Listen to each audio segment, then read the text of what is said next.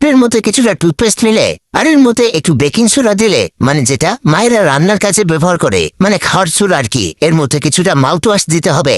এটা আপনি ফার্মেসিতে পেয়ে যাবেন। আর বোতলে ঢাকনা লাগিয়ে দিয়ে এটাকে ঝাঁকাবেন, মানে এটাকে ভালোভাবে মিশিয়ে নেবেন।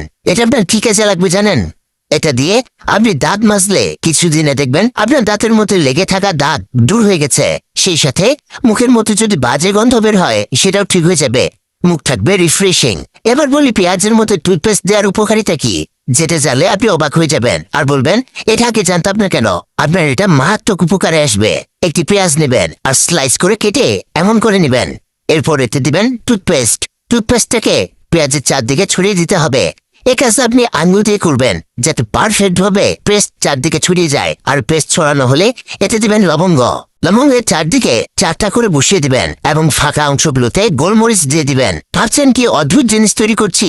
এখনই বুঝে যাবেন এটা কি তৈরি করছি। এর মাঝে 1 টুকরো কর্পূর দিয়ে দিবেন আর এর মধ্যে আগুন লাগিয়ে দিবেন। এটা দুর্দান্ত ভাবে ঘরের মশা মাছি তাড়াতে কাজ করবে।